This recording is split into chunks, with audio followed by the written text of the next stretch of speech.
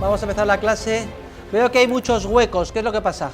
¿No les gusta la metodología? Los de ciencias audiovisuales, hay gripe A, lunitis después del puente. Vamos a ver si terminamos hoy la parte de método. Por favor, vayan al programa, página 10. Tema 5. La crítica del positivismo. Esto es lo que empezamos a explicar la semana pasada, la crítica del cientismo, y lo terminaremos, Dios mediante, hoy, es decir, ahora. De este tema les voy a preguntar en el examen final, tomen buena nota, los señores de grado y de máster, los epígrafes 1, 3 y 5. Sin solución de continuidad, voy a pasar a explicar el tema 6, el epígrafe 2, el aspecto lógico del polilogismo, la crítica del polilogismo, que ustedes ya han leído en la acción humana de Mises. Y el jueves voy a hacer unas referencias al concepto de medios y fines en el tema 7 y explicar la ley de la utilidad marginal, que es el tema 10, epígrafes 1 y 2, que también caen en el examen final. En lo que se refiere a ustedes, pasen la página 12, ven martes día 10 de noviembre, pues eso es lo que tienen que leer, la acción humana de Mises hasta la página 239, están ya en el intercambio. Mi proyecto es alcanzarles a ustedes la semana que viene, en lo que a lectura se refiere, donde explicaremos el concepto del cálculo económico y los rudimentos necesarios para explicar la teoría de los precios, que es la ley básica de determinación del precio que tenemos previsto para la última semana de noviembre. La ética no forma parte de la ciencia económica. Es una disciplina independiente que trata sobre lo que debe de ser. Lo único que sucede es que los conocimientos praxeológicos o de teoría económica te ayudan a tomar posicionamientos en el ámbito de la ética con muchísimo más conocimiento de causa, con mucho más fundamento. Luego, la ciencia económica ayuda, facilita el descubrimiento de la verdad objetiva en el campo de la ética.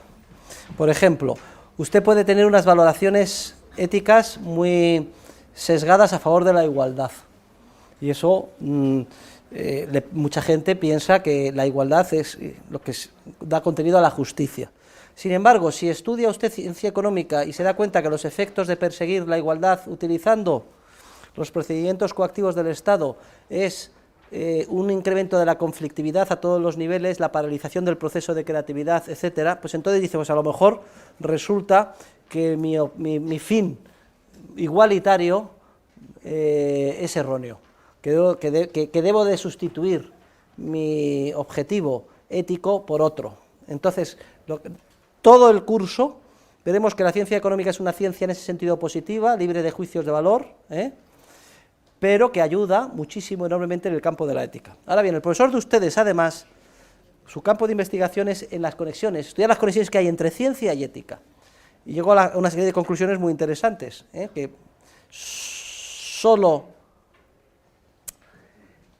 que la justicia rectamente entendida es lo que produce eficiencia económica. O sea, que lo justo no puede ser ineficiente. Y viceversa, que lo eficiente no puede ser injusto. Pero son disciplinas distintas.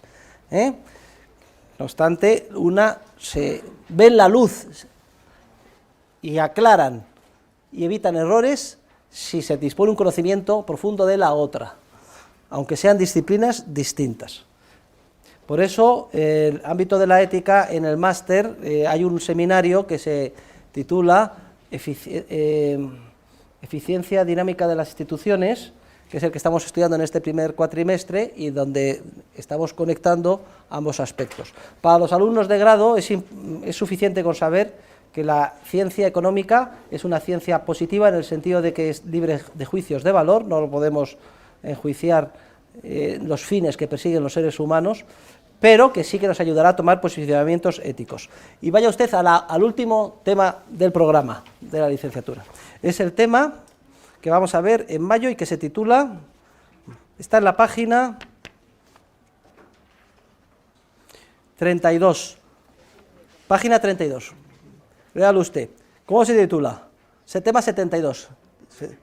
Ética y economía política. Y aquí lo que pasa es que dejamos para el último tema de la economía el estudiar con detalle las relaciones que hay con la ética. En el máster tienen más suerte porque lo estamos viendo con más anticipación. Más preguntas. Sí. En el tema 5 le pide hace 4, pero... Bien visto. El tema 5 se encuentra en mi libro Estudios de Economía Política. ¿Vale? Estudios de Economía Política. Lo tienen, es el número 9 de la colección, lo pueden comprar en la librería, también lo tienen en la biblioteca. Es un artículo muy importante que publiqué en El País, muy corto, por cierto, hace unos 6 años, en el diario El País. ¿Más preguntas? Bien, sí, dígame, sí. En la relación entre teoría e historia, me da la sensación que la teoría es necesaria para poder explicar la historia, pero que de alguna manera te pone un prisma que te ayuda a analizar la historia ya con una cierta sesgo hacia lo que quieres interpretar. O sea, que la teoría, de la forma en la que esa teoría está realizada, sesga de alguna manera la interpretación de la historia. Claro, efectivamente. Todas las ideologías recurren a la historia para demostrar que sus aciertos son que lo que afirman es correcto. Por ejemplo, los enemigos del mercado van a la historia y dicen: ¿veis la Gran Depresión del 29? Esto demuestra que la economía de mercado no funcionaba y que es necesaria la intervención del Estado. Entonces, si las gafas de la teoría están rojas, son rojas, lo que se ve al interpretar la realidad está todo enrojecido. Si las gafas de la teoría son azules, pues al mirar con unas gafas de sol azules, todo lo que ves es azul. Lo que les quiero indicar es que la teoría tiene que ser como un cristal translúcido, transparente, claro, que no esté ni sesgado al rojo ni sesgado al azul. Necesitamos una teoría correcta científicamente para interpretar la realidad y poder hacer historia. Pero lo que sea una teoría correcta ha de dilucidarse al margen de la historia. Por tanto, todo este curso de ciencia económica nos va a permitir a nosotros construir un arsenal teórico de conceptos relacionados entre sí y destruir nuestros viejos dogmas, nuestros viejos principios ideológicos, nuestras confusiones mentales, etcétera. Precisamente ese es el objetivo de la ciencia económica. ¿Y cómo se validan las leyes de la economía? Ya lo vimos el otro día. Se trata siempre de partir de un axioma que sea autoevidente, el concepto de acción humana, de ir construyendo mediante razonamientos lógico-deductivos las leyes cada vez más complejas, que son válidas universalmente siempre que se den los supuestos de la teoría, y las validamos sometiendo a espíritu crítico todo el razonamiento una y otra vez, porque en cuanto nos descuidamos, el error se introduce subrepticiamente. Tenemos que revisar los razonamientos, a ver si hay errores, una y otra vez. De manera que, si estamos moderadamente satisfechos de que no se han introducido vicios en el razonamiento y se dan los supuestos de las leyes científicas en el hecho histórico que estudiemos, la interpretación que hagamos, podemos estar relativamente tranquilos de que será correcta o adecuada. Bien, es cierto que para hacer historia no basta con tener una teoría correcta. Además, hace falta un juicio sobre la relevancia, de la importancia de los hechos, juicios de valor, etcétera, que afectaron a las circunstancias particulares del caso. Es lo que llamábamos la comprensión, el Verstehen en alemán, el understanding, y eso convierte a la historia, a los historiadores más bien en los cultivadores de un arte. Luego, la historia no es una ciencia exacta, es mucho más exacta la ciencia económica. Ciencia económica sabemos que a igualdad de circunstancias un aumento de la demanda tiende a hacer subir el precio. Esto es una ley económica, de validez universal. Pero luego, si estamos estudiando qué pasó con la subida de los precios en la cosecha de patatas en Irlanda en el año 1844, ese conocimiento científico de que a igualdad de circunstancias un aumento de la demanda tiende a hacer subir el precio es esencial, pero habrá 1000 otros factores. A lo mejor vemos que los precios no suben porque la cosecha fue muy buena, o que suben mucho más de lo esperado y hubo hambre porque se dieron otros factores adicionales, intervención del Estado, subida de impuestos, y tenemos que ser capaces de jerarquizar la importancia de los fenómenos que creemos que influyeron de manera determinante en el hecho histórico concreto que estudiamos. Por eso el historiador previamente ha de ser economista antes de meterse en la labor de historiador. Pero la pregunta es correcta, de ahí la enorme importancia de que la teoría esté bien elaborada y sea correcta, porque si la teoría es errónea, todo el mundo recurre a la historia para tratar de reforzar o encontrar justificación a su ideología, aunque sea científicamente falsa, lo que demuestra que la historia puede interpretarse de las maneras más variopintas posibles. Y unos dirán, la Gran Depresión y esta crisis demuestran que el capitalismo no funciona y que por tanto el Estado tiene que intervenir. Y otros dirán, por ejemplo yo, la Gran Depresión y esta crisis demuestran que lo que no funciona es el Estado, porque la Gran Depresión se produjo como resultado de la manipulación monetaria y crediticia que llevaron a cabo los gobiernos y bancos centrales en los años 20.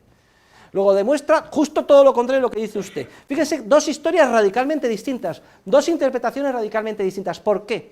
Porque el bagaje teórico que se utiliza en un caso es totalmente distinto del otro. Luego, tenemos que previamente hacer historia. ¿Usted qué análisis está utilizando? ¿Qué teoría utiliza? Yo utilizo la teoría marxista de la explotación. Yo soy un marxista y utilizo el marxismo para interpretar la historia. Muy bien. Pues vamos, ¿y usted qué teoría utiliza? Pues yo soy keynesiano y utilizo la teoría de Lord Keynes, un macroeconomista del que hablaremos, etc. ¿Y usted qué teoría utiliza? Yo utilizo la teoría que explica el profesor Huerta de Soto en clase. Pues muy sencillo, lo que tenemos que ver es dilucidar previamente, antes de meternos a interpretar los hechos históricos, a ver usted, señor marxista, su teoría, ¿en qué se basa? ¿Cuál es su punto de partida? ¿Cuáles son sus razonamientos? Y demostraremos en el programa que la teoría marxista es científicamente errónea. Y veremos las razones por las cuales eso es así. Y haremos una crítica de Keynes y veremos cómo Keynes está también en términos científicos equivocados. Luego, todo el que utilice una teoría errónea para interpretar la realidad se equivoca, la interpreta erróneamente. De hecho, una de las conclusiones más importantes del curso, que todos los años me comentan muchos alumnos, es que su visión del mundo cambia, porque una vez que has aprendido economía, miras alrededor e interpretas de forma radicalmente distinta. Como regla general, el 99% de lo que ustedes piensan que sucede alrededor es falso. O sea, no se sorprendan. O sea, toda la interpretación de lo políticamente correcto, de lo que se escucha, de lo que leen en los libros de la ciudadanía, de lo que se deduce del telediario o se lee en la prensa, es mentira. Luego, de ahí la enorme responsabilidad que tenemos los científicos sociales en desarrollar ese esquema teórico y con él reinterpretar adecuadamente la realidad. Lo que hay es una especie de magma de ideologías baratas sin base científica que todo el mundo, de forma deliberada o no, utiliza para interpretar la realidad. Y con eso es lo que escuchamos en el colegio, en las familias, con los amigos, etcétera. Pero es erróneo, la mayor parte de ello es erróneo o equivocado. Son cantinelas que se repiten, pero que carecen de base científica. Muy bien, ¿más preguntas? ¿Hay alguna pregunta más? No hay más preguntas. Bueno, pues si no hay más preguntas, recuerden que estábamos criticando el cientismo, que era la indebida aplicación del método de las ciencias naturales al campo de la economía. Que explicábamos en qué consistía el proceso de validación de acuerdo con los cientistas o positivistas, que era el que el joven Popper en los años 30 estableció una hipótesis que se considera que es científica si es falsable, en el sentido de que se puede recurrir a la realidad para ver si es cierta o falsa, si no se considera que es metafísica, que ni siquiera es científica, y es el criterio de demarcación es la contrastación empírica, poder ir a la realidad para ver si confirma o refuta la hipótesis. Si se confirma, decíamos que se aceptaba con criterios de provisionalidad, si se refuta era rechazada. Y criticábamos ese esquema desde el punto de vista de la propia ciencia natural, en base a una serie de argumentos. Decíamos que el propio criterio de demarcación popperiano no era falsable según el propio criterio y por tanto era pura metafísica, carecía de base científica. Y que además que la validación fuera a recurrir a la realidad implicaba que la realidad pudiera tener un sentido al margen de la hipótesis o de la teoría científica previo, cuando esto no es así. No existe realidad sin teoría previa, luego caemos en un círculo vicioso. Decíamos, por tanto, que los fundamentos epistemológicos de la ciencia natural dejan mucho que desear, pero dejemos a los propios físicos con sus problemas, no nos preocupemos por ellos. Aparte de que es un poco irrelevante porque siguen mandando gente a la Luna y construyendo puentes que no se caen, la mayor parte de ellos. Al margen de estas críticas, decíamos que la aplicación del método de las ciencias naturales al ámbito de la economía es especialmente errónea y perjudicial, y ello por los siguientes 4 motivos. ¿Por qué motivo no se puede aplicar el monismo metodológico, que significa un único método para todas las ciencias, incluyendo las ciencias naturales y las nuestras, la ciencia social, al ámbito de la economía? ¿Por qué? Por 4 razones adicionales. ¿Por qué no podemos aplicar este criterio de demarcación popperiano que expliqué el otro día, de la hipótesis falsable mediante la contrastación empírica, al ámbito de la ciencia económica? Por 4 razones esenciales que estudio con detalle y sigo literalmente mi artículo, Método y crisis en la ciencia económica, que tienen ustedes en el volumen 1 de lecturas y también en estudios de economía política, etc. Es un artículo además que publiqué en Hacienda Pública Española en el año 1980, o sea que se cumplen 29 años. Qué viejo soy, ya casi 30, lo publicó como 23 añitos en Hacienda Pública Española. Bien, vamos a ver. La primera razón. ¿Se acuerdan ustedes cuál era el objeto de estudio de la economía? ¿Eran cosas o ideas? Eran ideas. El objeto de investigación en economía son ideas. Las ideas que los otros seres humanos que investigamos tienen sobre lo que desean, sobre cuáles son los medios que creen a su alcance para lograr lo que desean, sus fines. Y no son cosas directamente observables en el mundo exterior. Pues bien, las ideas no se pueden observar directamente en el mundo exterior. Miren ustedes a su alrededor, ¿ven alguna idea? A ver, vamos a hacer un experimento de laboratorio. Marc, mire usted alrededor, ¿ve usted alguna idea? Vamos a ver, ¿vemos ideas? No, nadie ve ideas. Las ideas no se pueden observar, no forman parte de una realidad incontrovertible exterior que se pueda mirar en un laboratorio de forma objetiva. Los positivistas insisten en que ese laboratorio puede ser la historia, pero caen en ese círculo vicioso porque no cabe hacer la historia si no se tiene la teoría previa. Las ideas no se pueden observar, las ideas solo se pueden interpretar, y para esto se precisa un arsenal teórico previo, una teoría previa. La teoría habrá de elaborarse por otros procedimientos metodológicos distintos a los de ir a la realidad para ver si la realidad contrasta o no, confirma o no la contrastación empírica a la teoría. Un cosmético es un cosmético, un trozo de papel es dinero. Una palabra, por ejemplo la palabra rosa, pronuncio ahora, rosa, es una palabra con significado, señores, no me distraigan, no en función de lo que se observe desde fuera, sino en función de lo que los seres humanos piensan que el compuesto químico es. Les servirá para ponérselo por la noche, hidratarse la piel y estar más guapos. O piensan que ese trozo de papel otro lo aceptará como un medio de intercambio. O piensa, ustedes en castellano cuando oyen mi expresión rosa, piensan inmediatamente, identifican y piensan la idea que eso hace referencia a una flor, por cierto, muy bonita, que huele muy bien, pero con espinas. Si no tuvieran ese esquema conceptual previo, si nunca hubieran escuchado una palabra en español, por ejemplo, Marc Schilling no hubiera nacido en España, ni hubiera dado clase de español, y escuchara rosa, ¿cómo se dice rosa en alemán?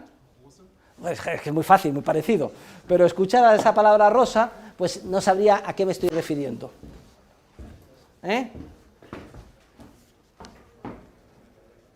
Pero, fíjense, lo único observable es lo que oímos, rosa, pero es un término, porque inmediatamente identificamos, si no supiéramos español diríamos, qué cosa más rara, rosa, ¿qué es esto? ¿Qué significa?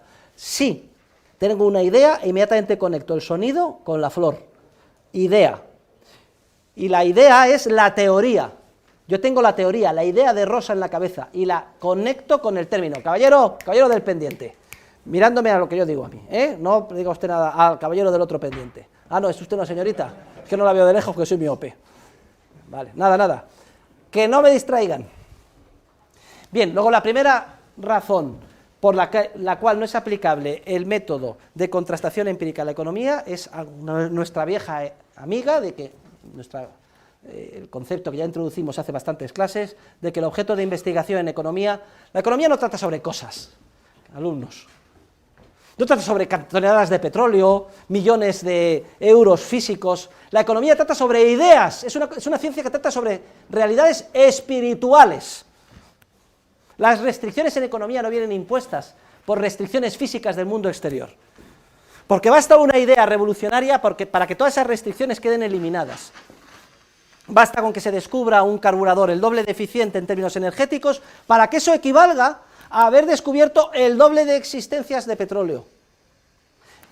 En el siglo XIX había un clamor tremendo a finales, se van a terminar las existencias de carbón, ¿qué va a pasar? Se va a paralizar el mundo, caos, la industria no podrá. ¿Y qué ha pasado de todo eso?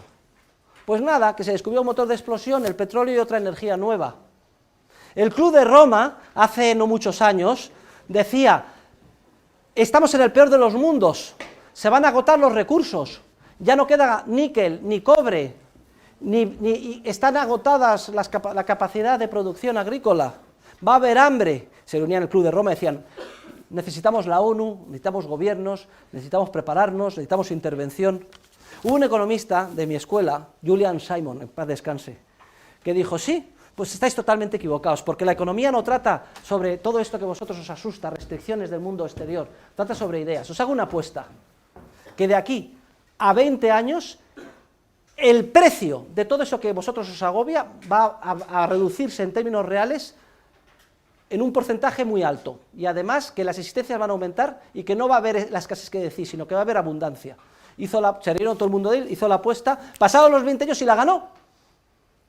Todo lo que se pensaba que se iba a agotar y que iba a haber una restricción, resulta que al final no la hubo, y el mundo siguió creciendo, gracias a la creatividad empresarial, porque el mundo lo mueven las ideas, y la ciencia económica trata sobre ideas, y el objeto de investigación de nuestra disciplina son ideas, creatividad empresarial.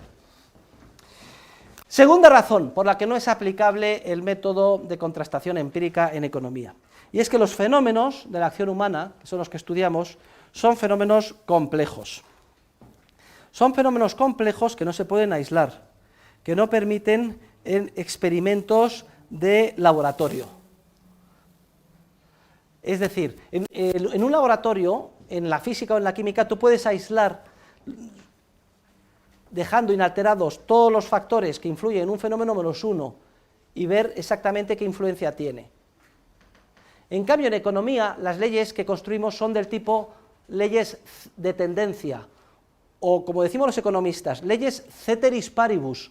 Ceteris paribus, tomen nota, es un latinajo, latín, significa manteniendo todo lo demás igual. Las leyes en economía, por tanto, se enuncian de la siguiente forma. A igualdad de circunstancias, ceteris paribus, es lo que significa ceteris paribus, un aumento de la demanda tiende a hacer subir el precio.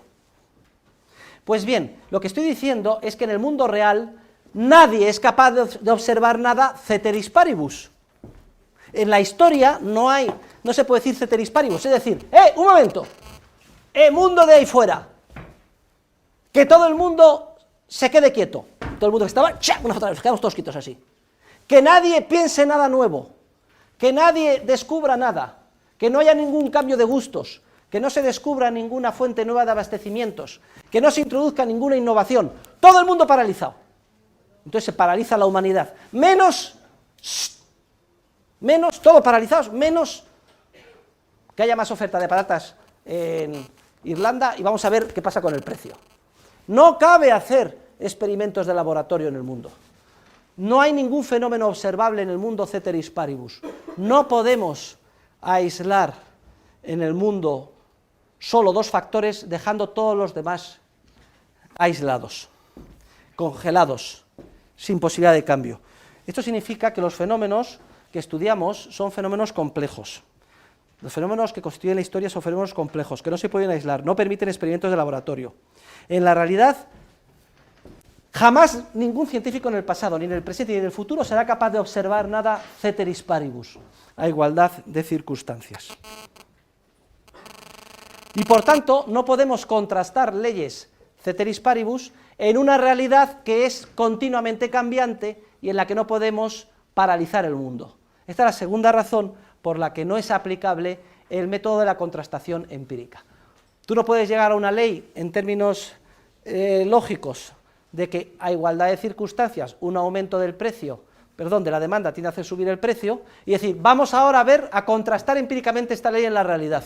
Para contrastar esa ley en la realidad deberías de ser capaz de paralizar todo el mundo, todos los seres humanos, que nadie descubriera nada, ni quedara nada nuevo, y aislar solo dos fenómenos y ver si aumentando la demanda subía o no el precio. Tal cosa no es posible. Y es que, vuelvo a insistir, el proceso de investigación en economía es al revés. Primero deducimos la ley en términos puramente teóricos, y luego con esa nos podemos atrever a poner orden en el inmenso magma de hechos aparentemente inconexos que constituyen la historia, y podemos empezar a entender algo de lo que nos rodea en términos históricos. Claro, el ser humano, desde que somos pequeños, tenemos que interpretar la historia, porque si no estaríamos perdidos, y no venimos a economía, ni nos hemos leído La acción humana, ni los libros del profesor Huerta, ni hemos hecho el curso. Entonces no nos debe de sorprender la cantidad de tonterías que se dicen. Lo que les decía antes, la inmensa mayoría de lo que pensamos sobre lo que sucede en el mundo es falso, porque el esquema interpretativo que utilizamos explícita o implícitamente es muy pobre, erróneo, en su mayor parte. Tercera razón por la que no cabe la contrastación empírica en economía, y es que en nuestra disciplina no hay constantes, todos son variables, todo está en continuo cambio, no hay relaciones funcionales, no se pueden efectuar medidas. Si no hay constancia, no se puede medir. Anda, pero ¿qué dice el profesor? Pero que en economía no medimos, pero si estamos todo el día midiendo millones de euros, que si el PIB sube, que si el índice de precios al consumo, todo el día midiendo. No se dejen ustedes engañar, esas medidas nada tienen que ver con las medidas del mundo de la física. El metro es la 10.000.000ª parte del cuadrante terrestre y está con un metal especial, una muestra en París, y es objetivo. Cuando hay frío, según sea la escala de Fahrenheit o Celsius, sabemos que son 0 grados, 1 grado, 2 o menos 2, y eso es objetivo para todo el mundo. En economía no existen varas de medir, porque no hay constancia y todo está continuamente variando. El euro es una unidad monetaria, cuyo poder adquisitivo varía continuamente, de un día a otro, es decir, de una hora a otra. Es como si la vara de medir, el metro, una vez fuera más ancho, otra vez más estrecho. Todas las medidas en economía son muy burdas en comparación con las del mundo de la física, y siempre están sometidas a la interpretación histórica del empresario que las utiliza. Eso de que un balance es objetivo y va a misa, son todo interpretaciones, resultados de interpretaciones y decisiones que a efectos prácticos son muy útiles y que vamos a ver qué papel juegan en el cálculo económico, pero no tienen nada que ver con la certeza de las medidas que se utiliza en la ciencia natural, porque, repito, en economía todos son variables, todo está continuamente variando, no existen constantes, y por eso tampoco se puede ir de forma objetiva a una realidad para tratar de contrastar las teorías. Y en cuarto y último lugar, me gustaría mencionar, siempre lo hago y así lo señalo en el artículo, la contradicción a la que caen la inmensa mayoría de mis colegas, que son los economistas matemáticos del equilibrio. Esto ya es incluso hasta de risa, vamos, porque desarrollan modelos matemáticos de equilibrio en los que el mundo no cambia, son los únicos matematizables, y pretenden contrastarlos en una realidad que está en continuo desequilibrio. Esto ya es clamoroso, clama al cielo, ¿eh? Luego, la conclusión a la que llegamos, ¿cuál es? Que no cabe aplicar el método de la contrastación empírica en la ciencia económica y que tenemos que desarrollar nuestra disciplina en base a otros procedimientos metodológicos que son los que vimos al estudiar el epígrafe titulado El método de la economía política. Hay dos disciplinas relacionadas con la economía que son especialmente dañinas. Una es la estadística y otra es las matemáticas, son las matemáticas. Vamos a ver qué comentarios hacemos sobre la estadística y las matemáticas. Bueno, para empezar, estadística procede etimológicamente ¿de dónde? De Estado. ¿Por qué la disciplina de la estadística tiene un nombre que procede de Estado? ¿Saben ustedes por qué nació Jesucristo en Belén? ¿Por qué motivo? Porque un emperador romano, que se llamaba Octavio Augusto, decidió hacer un censo estadístico. En pocas palabras, censar a los súbditos del imperio con fines impositivos. Cada una de las cabezas censadas iba a tributar una cantidad determinada y quería saber cuánto podía exprimir a la gente. Fíjense, ¿eh? Por eso surgen las primeras estadísticas. Siempre sospechen de la estadística. Decía Lenin, los que quieren regular la sociedad desde arriba en base a mandatos coactivos, los socialistas, está muy de moda porque ayer celebramos el 20 aniversario de la caída del muro de Berlín. Decía que había que organizar la economía como si fuera el departamento de correos y que en la economía socialista, en el ideal comunista, la agencia más importante sería el Servicio de Estadística, el Instituto Nacional de Estadística. Joder, pues para ponerse a temblar, un liberal, yo creo que el objetivo que tenía que hacer es acabar con los servicios de estadística. Las estadísticas están muy bien si las utilizan las empresas, pero si caen en manos del Estado solo para, recuerden lo de Jesucristo, conseguir información para nada bueno, para tratar de dirigir nuestras vidas, imponer más impuestos, etc. Esto es una digresión al margen de lo que estábamos explicando ahora, simplemente para que ustedes conecten cómo el nombre de la disciplina procede de la intervención coactiva del Estado. La estadística puede considerarse, como, en el mejor de los casos, como un método auxiliar de cierto valor para la investigación histórica, para hacer historia, permitir la economía aplicada. Y de hecho, muchos historiadores utilizan estadísticas más o menos copiosas, más o menos detalladas, sobre fenómenos que analizan. Estadísticas de precios, etc. Pero ojo, la estadística no permite en forma alguna obtener conocimientos teóricos, por tanto no es útil para la economía teórica. ¿Por qué? Porque la estadística solo permite, primero, recopilar información del pasado. Nunca se han hecho estadísticas sobre información del futuro, siempre es sobre lo que ha pasado, bien sea el pasado lejano, el pasado medianamente lejano, el pasado próximo o el pasado inmediato. Cuando yo pregunto, a ver, dense cuenta que muchas veces los telediarios se alimentan de noticias con estadísticas. Cuando no tienen una noticia, cuando no hay una noticia para decir y hay que rellenar la media hora, ¿qué es lo que hacen? Pues una estadística. Ustedes no han estado en la televisión con un encargado de telediario, yo he estado con Jesús Álvarez, con Matías Prats. A veces la situación es desesperada, tienen que hablar durante media hora y no hay noticias. Y hay que hablar durante... ¿Usted no se ha dado cuenta que siempre, no importa las noticias que haya, dura media hora el telediario? ¿Cómo es posible tal cosa si de pronto no hay noticias? Pues si no hay noticias, se inventan las noticias. ¿Y cómo se inventan las noticias? Pues muy sencillo. Necesito una estadística, una encuesta. Se paga y inmediatamente ya tengo una noticia. El 65% de los españoles hacen el amor menos de 2 veces a la semana, y ya tiene un comentario con eso, se hace una pregunta por la calle, y usted qué opina, y hay notición. Todo esto es ficticio, pero además, ¿eso da alguna información? Bueno, habría muchas teorías, respecto de si te han dicho la verdad al contestar o no, cómo has hecho las preguntas, el margen de error que hay. Vamos a suponer que está bien hecha la encuesta, que no hay sesgo, etcétera. En todo caso, seamos conscientes de que esa información es una información de valor arqueológico, que se refiere al pasado, que el hecho de que eso haya sucedido ayer no significa nada que suceda hoy, ni mucho menos mañana. Es más, la propia estadística sesga el comportamiento, porque hay mucha gente que dice, coño, el 60% entonces dura 12 a la semana, y yo hago mis cuentas y hace un mes que no hago nada, luego todo el mundo a la cama, con lo cual se cambia el comportamiento de todo el mundo. ¿Sí o no? Fíjense ustedes cómo la propia estadística y encuesta sesga el comportamiento futuro y hace que no tenga nada que ver con el pasado. La conclusión, las estadísticas solo se refieren, en el mejor de los casos, si además están bien hechas, a fenómenos del pasado, que no tienen por qué repetirse en el futuro.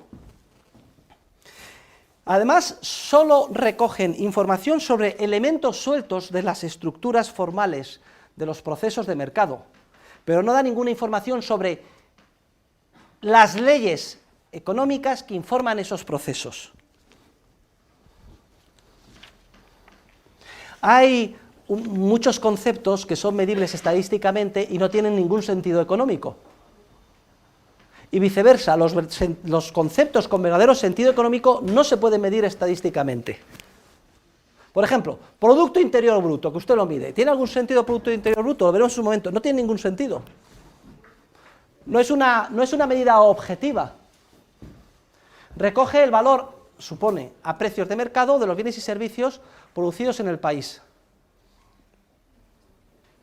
Pero, ¿y si resulta que unos bienes y servicios son contradictorios con otros? Se produce cemento, pero no se produce el hierro necesario para que con el cemento construir el bien final. Se computa en el PIB el cemento como si tuviera algún valor, y no tiene ningún valor porque al final va a quedar sin utilizar una parte importante de él. Cuando se hacían estadísticas en la época del socialismo real, la extinta Unión Soviética aparecía como el primer productor del mundo, en base a las estadísticas, era el primer productor del mundo de hierro, de acero, de cemento, de patatas, de tractores. Es que midiendo en términos físicos las toneladas producidas, era el primer productor del mundo. La conclusión, que era un país riquísimo. Y sin embargo era un país pobre, tercermundista. Los tractores, no me interrumpan más, fíjense en lo que yo digo. Los tractores, el primer producto del mundo de tractores, yacían oxidándose en extensísimas parcelas en determinado lugar.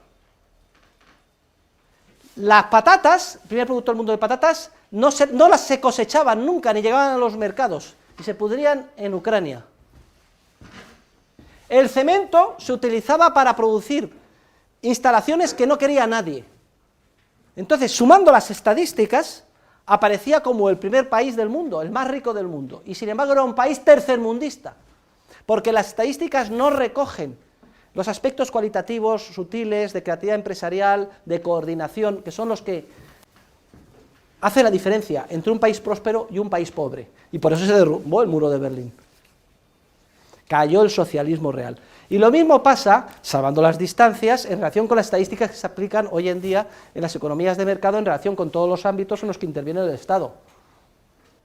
Luego, estas medidas aparentemente objetivas de PIB, renta nacional, etcétera, carecen de gran cantidad de sentido teórico, en gran medida de sentido teórico. Aunque se pueden medir, no conllevan un conocimiento teórico. Lo que pasa es que la gente dice, anda, ha crecido el PIB un 2%, qué bien, somos más ricos, estamos muy contentos, qué buena es la gestión de Zapatero. O ha decrecido un 1 y pico por ciento, uy, qué desastre, qué mal va, etcétera. Un 1 y pico por ciento. ¿Pero qué significa esto? Ya lo veremos en su momento, lo han leído ustedes también, en la Acción Humana creo que ya han leído, o no han leído todavía la crítica de las medidas de la contabilidad nacional. Bueno, pues lo leerán próximamente. La estadística solo recoge hechos del pasado y no da ninguna información sobre las formas de los procesos de cooperación social que constituyen la ciencia, la teoría económica. Y las matemáticas, vamos a hablar sobre las matemáticas. Mire, las matemáticas es un lenguaje altamente formalizado que ha surgido en la historia del género humano a instancias, es decir, para satisfacer las exigencias básicamente de dos disciplinas, la lógica y la física. En el mundo de la ciencia natural, en el mundo de la física y en el mundo de la lógica, que se caracterizan porque hay constancia en los fenómenos. Y en el mundo de la lógica, además de constancia, lo que hay es inmediatez en las conclusiones. En el punto de partida ya está incluido el resultado, aplicando instantáneamente las leyes de la lógica. O dicho de otra forma, la lógica carece de factor tiempo. Parte 1 de las premisas, silogismo y conclusiones. No hay tiempo. En economía, en cambio, el papel protagonista lo tiene la creatividad empresarial y el concepto subjetivo de tiempo. hasta ahora no se ha descubierto ninguna matemática que permita utilizar su lenguaje en los ámbitos del tiempo subjetivo y de la creatividad humana. Cuando los economistas matemáticos dicen que en sus modelos está incluido el tiempo, ya veíamos que es una caricatura del tiempo, es una espacialización del tiempo. ¿Se acuerdan que hablamos del tiempo analógico frente al tiempo subjetivo, no? Ponían simplemente un subíndice en las variables y decían, ya hemos incorporado el tiempo, T1, T2, T3, pero eso no simplemente era presuponer que el futuro estaba dado y estaba por venir y que el tiempo es simplemente el movimiento, la cuarta dimensión, el movimiento de aquí hasta aquí, a una velocidad dada. Es el concepto, acuerden, de Einstein, del tiempo, la cuarta dimensión. Futuro está ahí, es un porvenir. Yo diría que más que un porvenir es un porvolver, porque en el universo de Einstein, el universo es curvilíneo, la velocidad de la luz es curvilínea, manda una partícula y después de miles de millones de años volvería a su lugar originario. ¿Qué me dijo el otro día? Era un alumno del máster, el compañero que ha venido de Colombia o de Argentina, sobre la dimensión. Sí, repita a sus compañeros lo que me comentó el otro día, en voz alta. Nadie le oye, levántese y grite. Cuando hablábamos de que los órdenes, de que uno no puede comprender órdenes superiores a uno, recordé un ejemplo de un matemático, cuando explica en 2 dimensiones. Entonces, por decir algo, todos somos seres de 2 dimensiones y comprendemos de largo y de ancho únicamente, pero no comprendemos de alto, por decirte cualquier cosa. Entonces, podemos tener en presencia de nosotros un objeto de tercera dimensión, pero no somos capaces de comprender a menos que ese objeto no lo manifieste. Igualmente, nosotros que percibimos 3 dimensiones, puede existir una cuarta dimensión que no percibimos, pero el hecho de que no la percibamos no quiere decir que no se encuentre allí. Vale, pues la cuarta dimensión que dijo Einstein era el tiempo. Las 3 dimensiones eran el largo, la anchura y la altura. Y la cuarta era el tiempo, que era un movimiento, un espacio que se mueve. No tiene nada que ver con la conceptualización del tiempo que estamos utilizando en economía. Por eso en matemáticas no podemos utilizar, en economía no podemos utilizar matemáticas, porque las matemáticas es un corsé que incorpora un esquema de categorías conceptuales demasiado simple para desarrollar nuestra disciplina. ¿Se acuerdan que hablábamos de la clasificación jerárquica de órdenes y que un orden puede dar cuenta de los más simples que él, pero no puede darse cuenta ni de sí mismo ni de los más superiores? Pues bien, la matemática, a pesar de su aparente complejidad, es relativamente simple y no puede dar cuenta de órdenes tan complejos como la economía, donde se da la creatividad humana y el transcurso subjetivo del tiempo. A veces se dice que el lenguaje matemático es más preciso que el verbal. No es cierto. El lenguaje verbal es igualmente preciso que el más complejo de los matemáticos.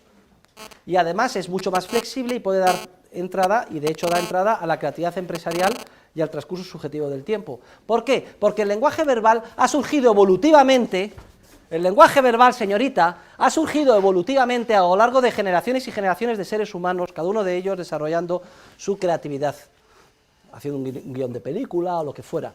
Es decir, plasmando precisamente aquellas realidades que la matemática no puede dar cuenta de ellas. La creatividad empresarial, el transcurso subjetivo del tiempo. Fíjense todas las sutilezas del lenguaje verbal que no se pueden incorporar en el lenguaje matemático. Lo que se sugiere con una palabra, incluso con una mirada. ¿Cómo usted va a matematizar eso? El lenguaje verbal es, en todo caso, igual de preciso y además mucho más general y flexible que el lenguaje matemático. Además, en matemáticas, los pasos intermedios no tienen sentido, salvo el sentido estrictamente operacional. Paso intermedio de matemáticas, ¿qué son? Lo hemos aprendido en el colegio, en el instituto, ¿no? Lo que está a la derecha sumando, pasa a la izquierda restando. Lo que está en un lugar multiplicando para el otro, dividiendo. Se saca factor común. Esto es una operativa mecánica. Pero no tiene más sentido que el operativo. Entonces, ¿qué problema hay con el uso de las matemáticas en economía? Que se parte de una premisa y entonces se empieza a operar con los pasos intermedios según las normas de la matemática y se llega a un resultado. el pretender que ese resultado se da en la vida real porque la operativa intermedia es correcta es un gravísimo error. Puede ser que la operativa intermedia no tenga ningún sentido en términos de teoría económica. Lo vamos a ver cuando estudiemos el multiplicador keynesiano. Los pasos intermedios en matemática no tienen sentido en términos de teoría económica, solo tienen sentido en términos del automatismo de la operativa matemática. Y esto puede ser que esté totalmente de espaldas a la realidad de lo que sucede en economía. Además, en matemáticas se cae en el vicio del razonamiento circular. Se utilizan las funciones IF de X, y se puede poner la inversa, si la proyección es biyectiva, XG de Y.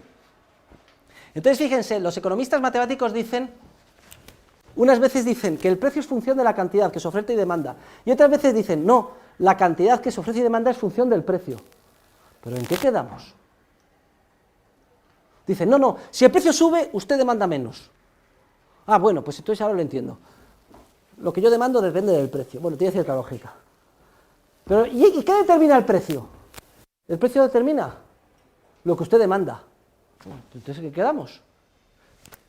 ¿Es el precio el que se determina la cantidad que se demanda o es la cantidad que se demanda lo que determina el precio? Los economistas matemáticos no lo saben, utilizan un lenguaje funcional en el que se da la mutua determinación. Nosotros sabemos que todo es genético-causal, que hay un origen en todos los fenómenos económicos, la acción humana. Yo valoro determinados fines, busco medios, en función de eso demando para conseguir mis fines ese medio, y al demandar ese medio, al final cierro un trato. Y lo último en la cadena es el precio. Luego son las cantidades demandadas, resultado de mis valoraciones subjetivas, lo que determina el precio. Y no al revés. Yo sé el origen de los fenómenos. El economista matemático no. Cae en un razonamiento circular al utilizar las funciones. Y esto sin hablar del absurdo que supone utilizar el cálculo infinitesimal, es decir, cálculo diferencial. Pensar que...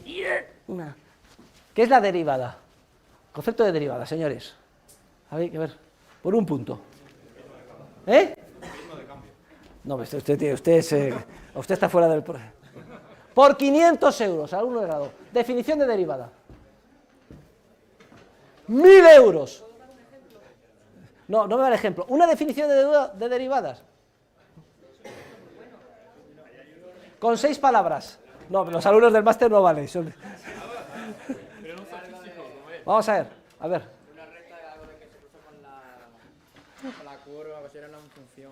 2000 euros en efectivo, al que sea capaz de darme en 6 palabras una definición de derivada. Alumnos de grado, qué vergüenza. ¿Han estado ustedes en el instituto? Oiga, que 2000 euros es mucho dinero. Son 300 de las antiguas pesetas, machacantes. 30.000 pelas. El profesor es millonario, tiene dinero para pagarlo. 5, 4, venga, no. 3, oiga, el otro día lo dije, estaba en una conferencia en Polonia y puse el ejemplo y no sabe cómo estaban los alumnos, había 500 alumnos polacos dando saltos, etcétera. Muy sencillo, nada, yo estaba deseando, y además en Polonia es más que el doble que aquí, porque allí el nivel de vida es muy bajo.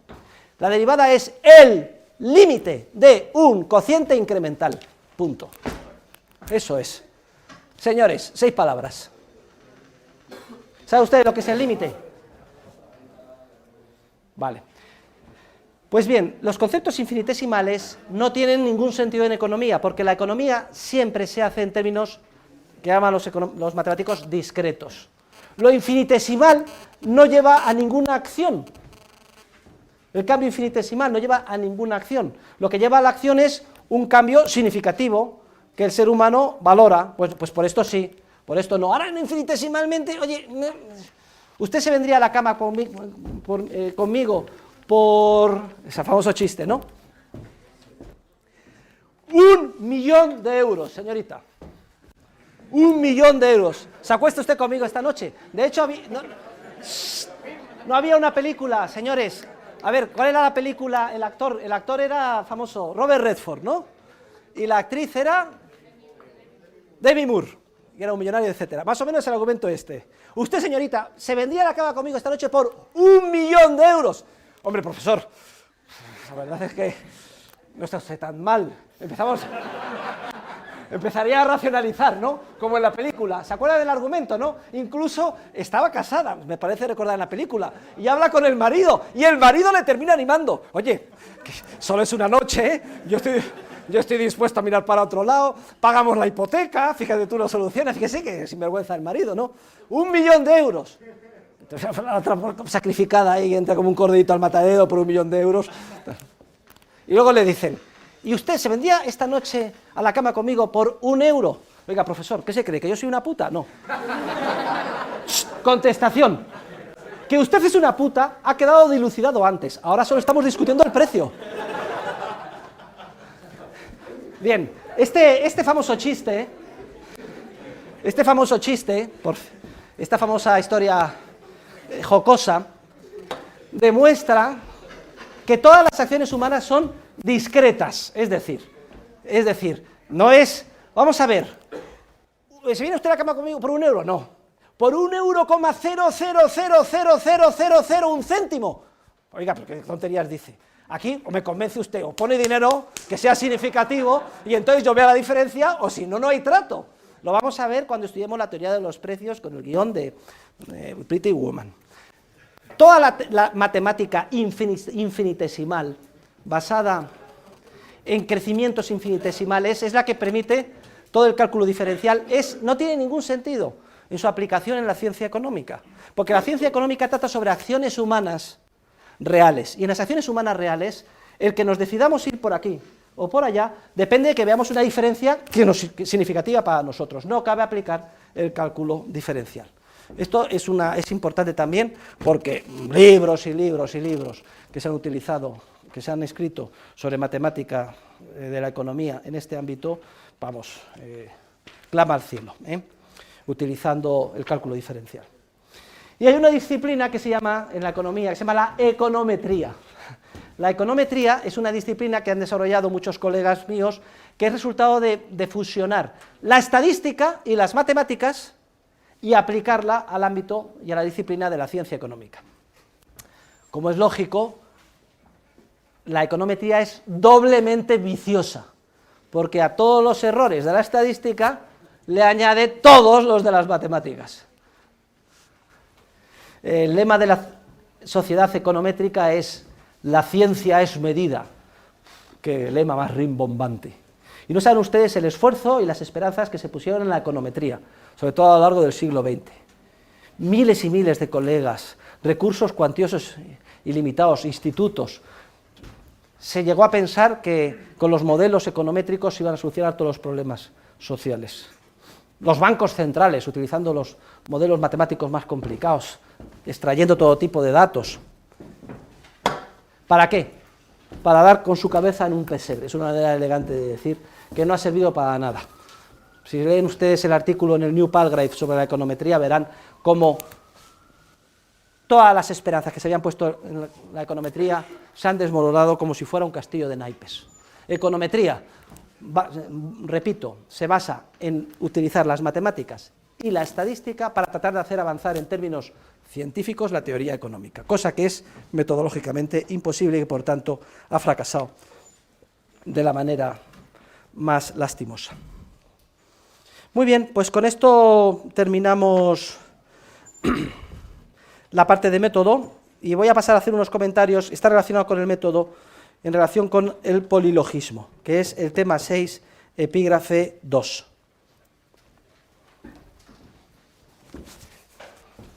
Y esto exige que, un poco de la mano de Mises, hablemos algo previamente sobre el racionalismo. Esta palabrota, racionalismo, procede etimológicamente del término razón. Y de hecho la razón del ser humano es el instrumento más importante de que disponemos para sacar adelante nuestras vidas. ¿Alguien lo duda? No sé si habrán tenido ustedes algún familiar, por ejemplo, mayor, aquejado de Alzheimer. En cuanto perdemos la cabeza, es que estamos totalmente desvalidos. No nos podemos enfrentar al mundo que nos rodea. Somos totalmente dependientes. Esta es la ilustración más clara de que el instrumento más importante del que disponemos para sacar adelante nuestras vidas es la razón humana.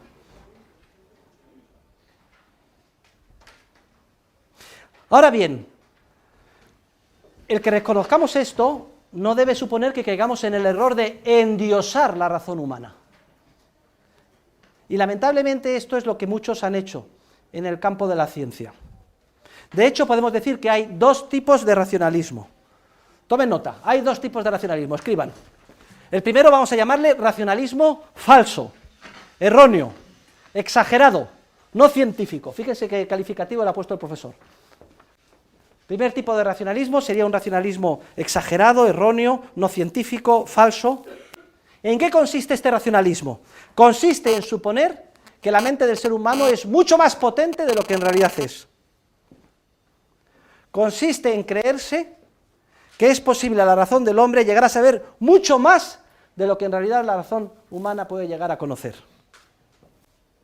Pues bien, este racionalismo exagerado, erróneo, es el que constituye el fundamento o los cimientos del cientificismo, del cientismo, del positivismo, que hemos comentado en clases anteriores. En el campo de las ciencias sociales ha alimentado la ingeniería social, la econometría. En el campo de la política es la base del socialismo, del comunismo, de todos los intervencionismos. Tienen como finalidad crear una utopía en la Tierra, un nirvana en la Tierra, utilizando el poder coactivo del Estado, porque se supone que los problemas son simplemente que hay que quitar a gobernantes malos, poner a los buenos y sabios, porque la mente del ser humano es capaz de organizar un mundo mucho mejor. El racionalismo erróneo, exagerado, falso, surge, explota con la Revolución Francesa. Tiene su origen en la Revolución Francesa, en 1789. Se destruyen las imágenes religiosas en las iglesias. Se sustituye por la diosa razón. Se endiosa la razón humana. Se quieren cambiar hasta los nombres de los meses. Recuerden el 18 Brumario de Napoleón Bonaparte, el título del emperador Napoleón. Los racionalistas exagerados que endiosan la razón humana piensan que las instituciones humanas son imperfectas porque han surgido evolutivamente y que pueden mejorarse desde arriba, que pueden rediseñarse, que pueden modificarse deliberadamente al antojo del ser humano. En el ámbito del derecho, el racionalismo exagerado se plasma en lo que se llama el positivismo jurídico, cuyo principal representante es Hans Kelsen, fue Hans Kelsen. Para los positivistas jurídicos es ley lo que emana de la soberanía popular encarnada en una asamblea. Y da lo mismo en qué consiste esa encarnación. ¿Que consiste en matar, hacer un genocidio, gasear 6 millones de judíos? Pues así es la ley, poder del Estado, desde arriba, impuesto hacia abajo. En economía, el racionalismo exagerado se plasma en muchísimos libros de texto. Por ejemplo, recuerden el de Samuelson, cojan ustedes el libro de texto de Samuelson, Introducción a la Economía. Dicen que la economía es una ciencia que tiene que dar respuesta a 3 preguntas. ¿Qué hay que producir? ¿Cómo hay que producir? ¿Y para quién hay que producir? Cosa más absurda. Nadie en economía se plantea y se puede plantear tal cosa. Fíjense, están cogiendo el punto de vista de un ser omnisciente y superior que nos miraría a todos como si fuéramos hormiguitas y dirían, momento, ¿qué vais a producir? ¿Cómo lo vais a hacer y para quién? Nadie se plantea en la sociedad tal cosa. Nadie actúa pensando qué va a producir la sociedad. Lo que hay es millones y millones de seres humanos interactuando entre sí, tratando de sacar adelante sus vidas. Unos tratando de producir unas cosas para vendérselas a otras, para conseguir un beneficio, para conseguir tal fin, para conseguir tal objetivo. El mero hecho de plantear el problema económico de esta manera ya demuestra esa arrogancia cientificista del racionalista exagerado, emborrachado de su propia importancia. Pero es que el racionalismo exagerado es peligrosísimo. Todos los conflictos sociales, todas las guerras, todos los genocidios que podamos concebir tienen su origen en el racionalismo exagerado, en tratar de hacer un mundo mejor. desde arriba a imponerlo por la fuerza a los demás. Frente al racionalismo exagerado, vamos a poner otro racionalismo, un racionalismo que vamos a calificar de racionalismo verdadero o correcto. Es un racionalismo humilde. Es un racionalismo que ante todo reconoce los propios límites de la razón humana. Es un racionalismo que denuncia el cientificismo, el cientismo, el positivismo. Es un racionalismo que reconoce que el ser humano se aprovecha, vive, gracias a innumerables instituciones que no han sido creadas de forma deliberada, sino que han surgido de forma espontánea. Por ejemplo, el lenguaje español, el castellano, no lo ha creado nadie de forma deliberada, ha surgido de forma evolutiva. El derecho, la moral, etcétera. Que entiende que no cabe mejorar esas instituciones desde arriba sin destruirlas. Que concibe la economía precisamente como el estudio científico de esos procesos espontáneos de cooperación social. Es contrario al positivismo de Kelsen. La escuela contraria al positivismo de Kelsen es la escuela de Savigny, la escuela que concibe el derecho como un proceso evolutivo que va surgiendo a lo largo de muchas generaciones. Savigny fue un genial jurisconsulto alemán, especialista en derecho romano. Tuvo un debate sobre la codificación con un racionalista cartesiano francés, Thibaut. Decía el francés, el derecho es lo que está en el código napoleónico. Y contestaba Savigny, no, el derecho es anterior al código, surge evolutivamente, de forma consuetudinaria. El derecho no se codifica hasta muy tardíamente en la historia. Los grandes jurisconsultos romanos descubrían el derecho que ya estaba allí, que había surgido evolutivamente en la sociedad. Solo en la etapa final del imperio, cuando está a punto de caer en Oriente, a un emperador llamado Justiniano le da miedo de que se olvide el derecho y dicen, póngalo por escrito. Y surge el Corpus Juris Civilis, pero eso es a la parte, eso es muy al final. El famoso código napoleónico, que decían Napoleón dictó artículo número 1, artículo número 2, en realidad lo que hizo fue copiar el derecho romano, adaptarlo un poquito a alguna realidad de la Francia de su época.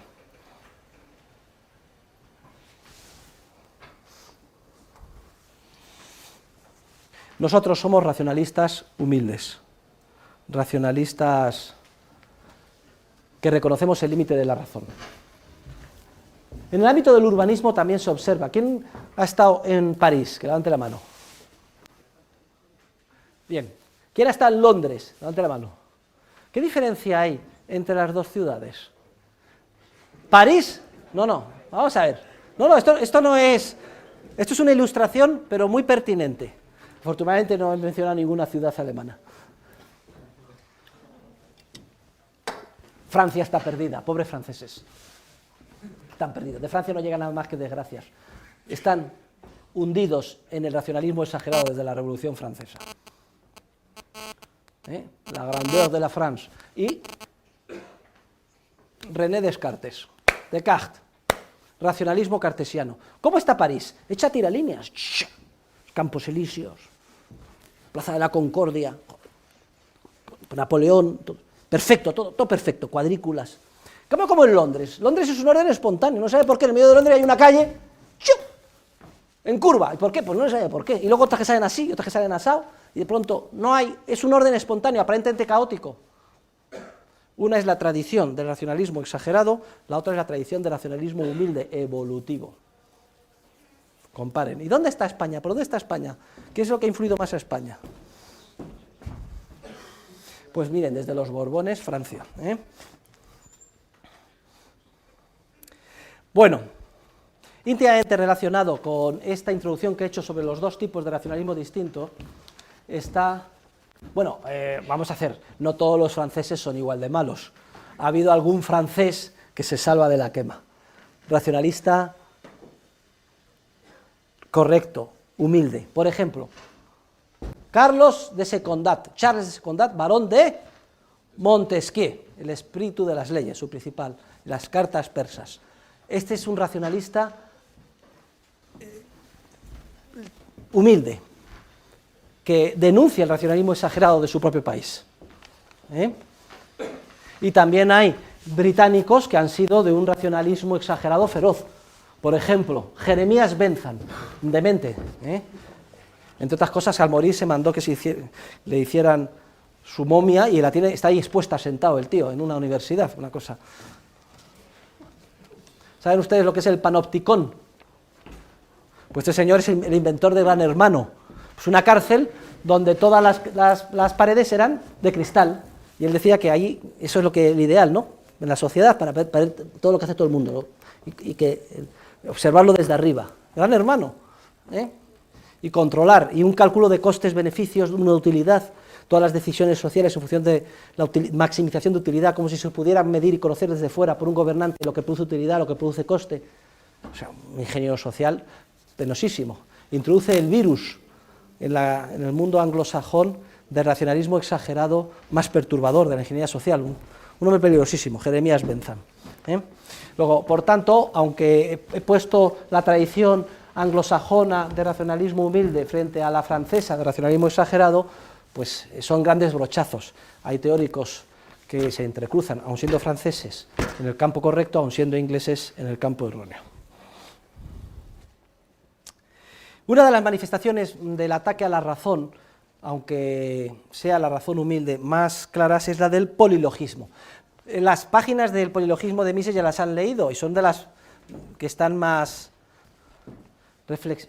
mejor elaboradas en el tratado que ya están estudiando.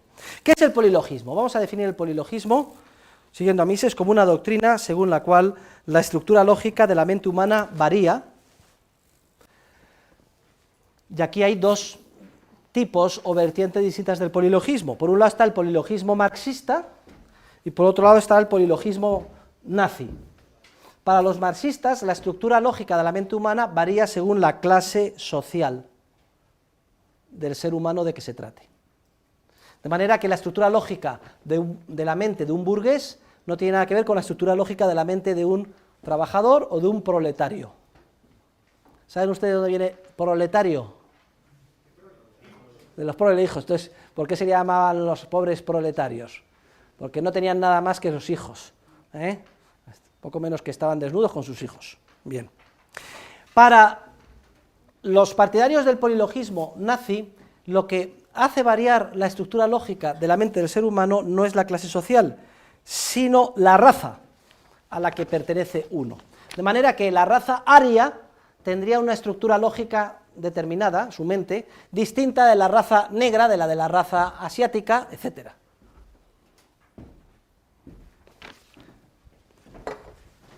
Polilogismo significa poli, muchos, logismo, o sea, lógicas, muchas lógicas. Bueno, el polilogismo es desde el punto de vista científico es absolutamente insostenible.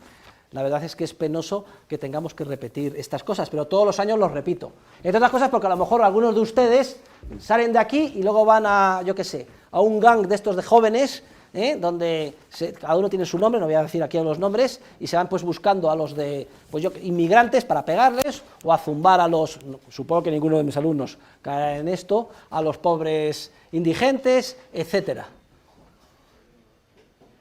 ¿Por qué el polilogismo carece de sentido? Vamos a dar 5 razones y seguimos a los 5 argumentos que dice Mises. En primer lugar, miren, en ningún lugar los polilogistas, no importa que sean cualquier científico de los que apoyaron a Hitler o de los que han apoyado en todo el mundo occidental el marxismo, etc., en ningún lugar se define de forma unívoca y científica cuál sea el concepto de clase social o de raza que serviría para determinar la distinta estructura mental, sino que se habla de conceptos burdos, laxos. No, es que este es burgués, no es que este es millonario. Sí, pero ¿dónde se empieza a ser burgués? ¿Dónde se deja de ser trabajador? Bien, segunda razón. Admitiendo efectos dialécticos que pudiéramos definir de una manera perfectamente objetiva qué es una clase social o qué es una raza, ninguno de los teóricos del polilogismo, que son legión, incluso hoy, a pesar de que explícitamente no lo admitan, en ningún lugar explican cómo y cuándo cambia la mente del ser humano. Vamos a ver, Cuando un trabajador ahorra, se convierte en autónomo del taxi, sigue ahorrando y al final hace una empresa con 10 taxis y se convierte en capitalista, ¿en qué momento deja de tener espíritu y mente de clase trabajadora y pasa a tener espíritu y mente de burgués empresario? O para los polilogistas que se basan en la raza, ¿en qué consiste la estructura mental del mestizo? Por ejemplo, hay un famoso, recuerdo, un famoso tenista alemán, que es Boris Becker, la encarnación de la raza aria, 2 metros de alto, rubio, ojos azules, etc. Pues le gustó una chica negra, ¿no? ¿Sí o no? Sí, y se casó con ella. Había varias, le gustaban muchas, bueno, pero le gustó la negra y tuvo un hijo, una negra. Mestizo. Pregunta, le podíamos preguntar a un nazi, ¿qué coño era la estructura mental del hijo? ¿La de aria o la de raza negra? ¿O es que no tiene estructura mental el niño? ¿En qué consiste la del mestizo? Pero en tercer lugar, especifíqueme usted exactamente la diferencia. ¿Cuál es la diferencia en la estructura mental de un judío respecto de un ario, o de un burgués y un capitalista respecto de un trabajador y un sindicalista? Pero, cuarto lugar, que esto todavía es mucho más desconcertante.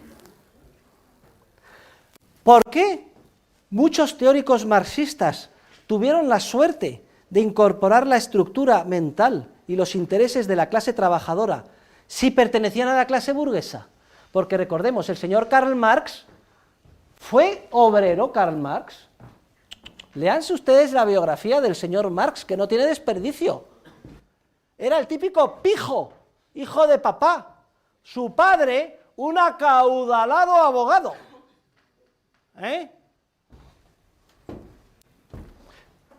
La diversión del niño era acostarse con el servicio doméstico y dejar embarazadas a las chicas de servicio.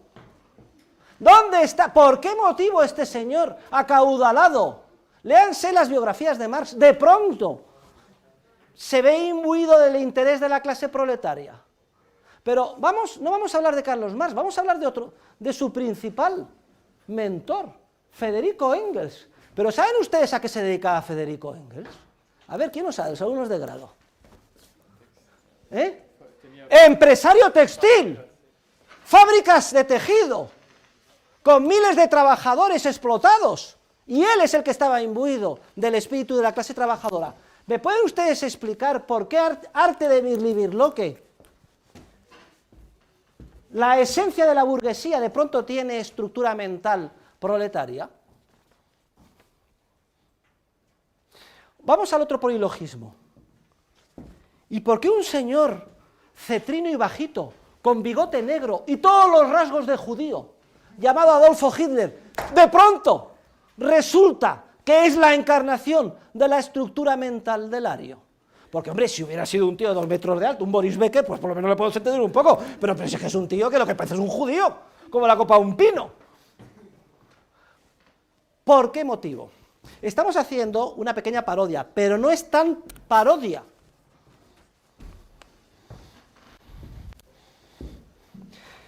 Y es que, queridos alumnos, las teorías hay que criticarlas según sus propios méritos, analizarlas con el máximo rigor científico, tratar de depurarlas una y otra vez, siempre con este espíritu de humildad intelectual, del racionalismo correcto. Y es totalmente irrelevante apelar a su origen, como hacen los marxistas. El profesor Huerta, todo lo que dice de economía es falso. ¿Por qué? Porque es burgués capitalista y no está imbuido del espíritu de la clase trabajadora. ¿Se dan ustedes cuenta dónde está la trampa? O todo lo que digan estos señores no me vale a mí, porque son judíos. Miren, a mí me da lo mismo que Fleming fuera judío. El caso es que descubre los antibióticos, me los pongo y me salva la vida. Las teorías, los avances científicos, hay que juzgarlos según sus propios méritos, sin apelar al supuesto origen prostituido según la clase social o según la raza del interesado.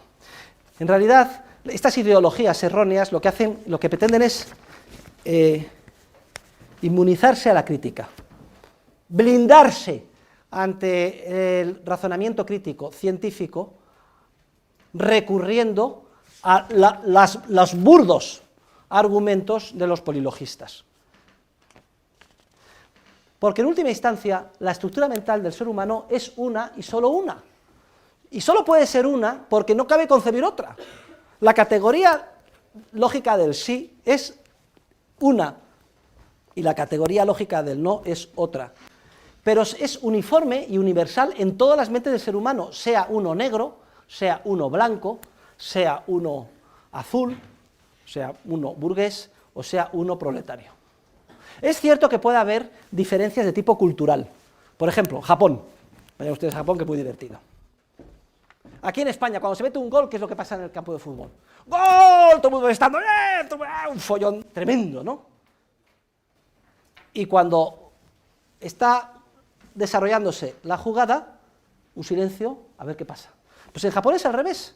Cuando se está desarrollando la jugada, y cuando se mete el gol, silencio. Aquí nos vestimos de blanco para casarnos y de negro para ir a un funeral. En otras culturas es al revés. Se visten de negro para casarse, a lo mejor tenía más razón, y de blanco en el funeral. Bien, eso son diferencias, ojo, culturales, no son diferencias de estructura lógica de la mente del ser humano, porque la estructura lógica, repito, de todos los seres humanos es una, y solo una, entre otras cosas porque no cabe concebir que haya otra, ni siquiera podemos concebir que haya otra. Y los polilogistas son muy peligrosos, no se dejen, caballero, segundo aviso, no se dejen ustedes llevar por las ideologías que están ahí, que siempre deseosas de atraer a gente joven, que es gente impetuosa, que quiere resultados rápidos e ingenua. Ya tienen ustedes argumentos más que de sobra para criticar a cualquier polilogista que se les acerque. Y con esto lo dejamos aquí. El jueves vamos a ver medios fines y la teoría de la utilidad marginal, para lo cual me traeré varios vasos de agua. Muchas gracias, hasta el jueves. Por favor, tráiganme la lista de asistentes. El jueves traigan todos la acción humana, que vamos a seguir la acción humana para ver la teoría de la utilidad marginal.